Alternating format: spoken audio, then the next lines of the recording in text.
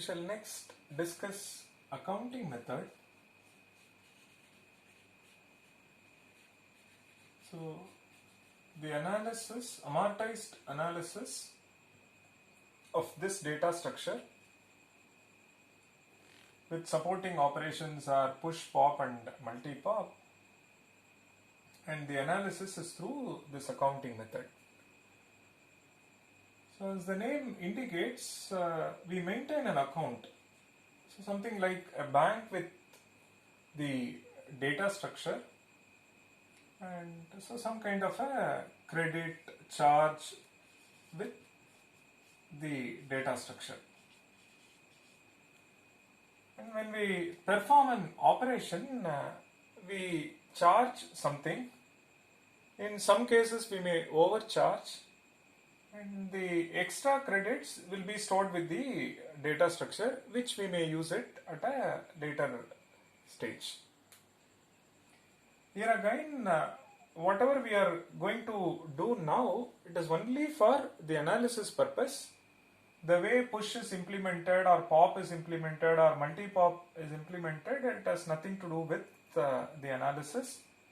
We will not change the underlying implementation. Underlying implementation is still the same, and this is only for analysis purpose. Okay. So for push operation, I say charge 2 credits. Out of this 2 credits, 1 credit for the actual push operation. We are pushing an element, for that there is a cost, right? And the actual cost itself is 1. So I use 1 credit for the push operation. The other 1 credit is with the data structure. So let me say you place it on the element itself.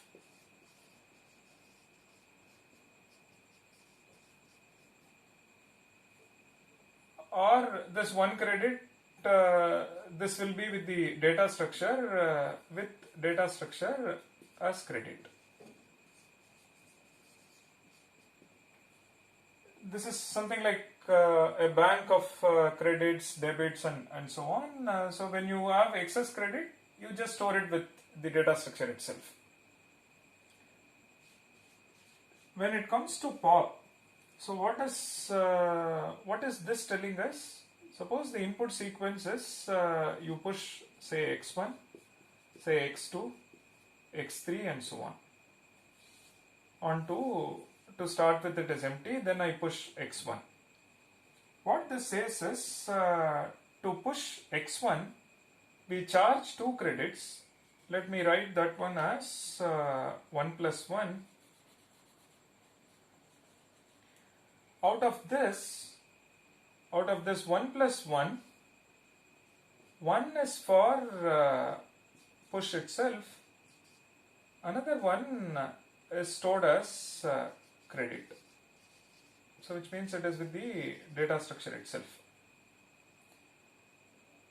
Means x1 will have 1 credit, x2 will have 1 credit, x3 will have 1 credit. 1 I have used it for push, so what is left is only 1. If you see from the data structure perspective, not from the individual elements, then you say credit is 3. There are 3 elements, number of credits is 3. When I perform pop, right, I don't charge anything. So charge 0 credits. So we don't charge this at all. So something like pop operation is free. So now then who is actually supplying the credit, or who is actually taking care of the cost of pop? Because the actual cost is 1 unit and somebody has to supply that 1 unit to perform pop.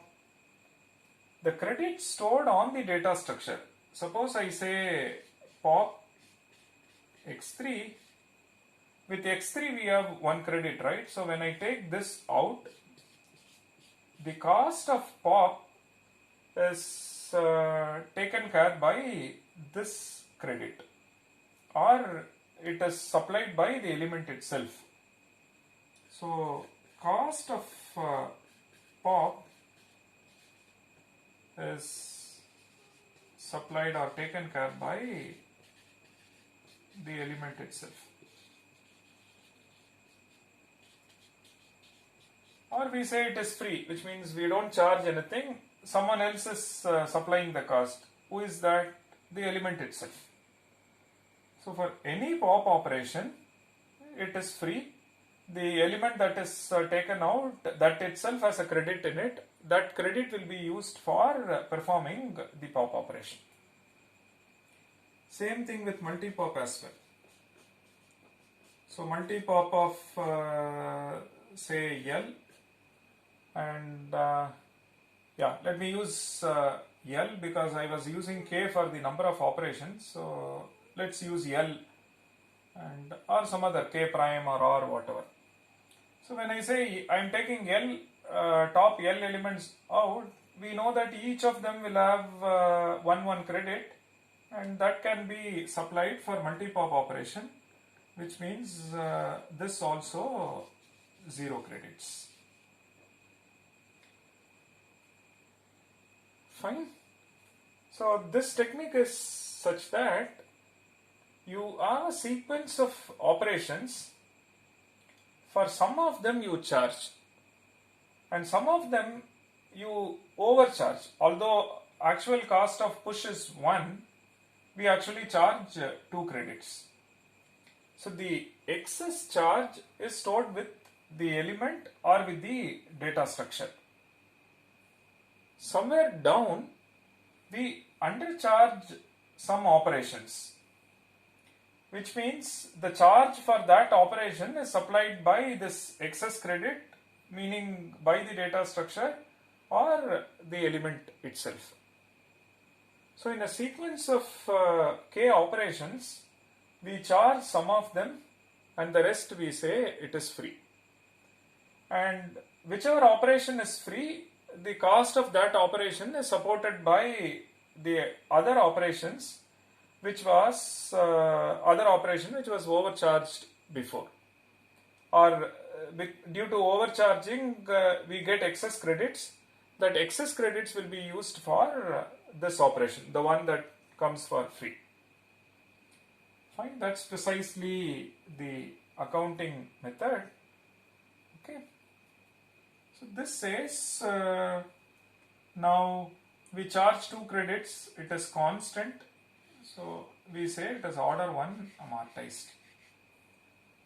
Please note, as part of accounting method, we analyze each of them separately, and according to the charge we conclude whether it is constant amortized or it is function of n. 0 credits constant, 0 credits constant, so it is order 1 amortized, so order 1 amortized. So this is similar to aggregate analysis, where all operations are taking constant amortized, but in aggregate analysis what we do is we take the average, and the average cost is given to all operations, but over here we analyze each of them separately. So the larger message is this. So you have a sequence of operations O1, O2, so on up to OK. Let's assume there are k of them. Some of them we charge or we overcharge, and rest we don't charge at all. The excess credits due to overcharging, right? So excess credits is stored at the data structure itself. Either something like this, or we may distribute that along the elements, so that the other operations where it is not charged or where it is undercharged, this excess credits will be utilized. Okay. And why are we charging something and rest? We could have simply given actual cost to all of them. But the message is this. We have a sequence of operations. So we wish to know, can I give this overcharging to few operations and the rest of them kind of, we manage with what has been charged before. This way, if you look at an input sequence, maximum number of operations will be constant amortized and very few operations will be function of the input size. So that is the idea. So I could have simply gone for actual cost everywhere, then this is not having any value, right? So this overcharging, the undercharging thing we do keeping this picture in mind. Can I charge maximum number of operations, something like constant credits or say 0 credits, it comes for free. Very few operations are costly. Although it takes 2 credits, we charge 4 credits or 10 credits or maybe log n credits. And the excess credits, I will use it later when I come across operations again which are dependent. There is an interplay between the operation that comes later, which is undercharged or which is free, with the operation that was overcharged before. For example, pop, we say no charge at all, but there is dependency between pop and push. Unless an element is pushed at some point in time before, one cannot perform pop. Similarly, when I say multi-pop of L, and somewhere in the input sequence before this L number of push operation has taken place. So this interplay is what we want to highlight. Fine. So now what we will do, the same case study, let's analyze through potential function method.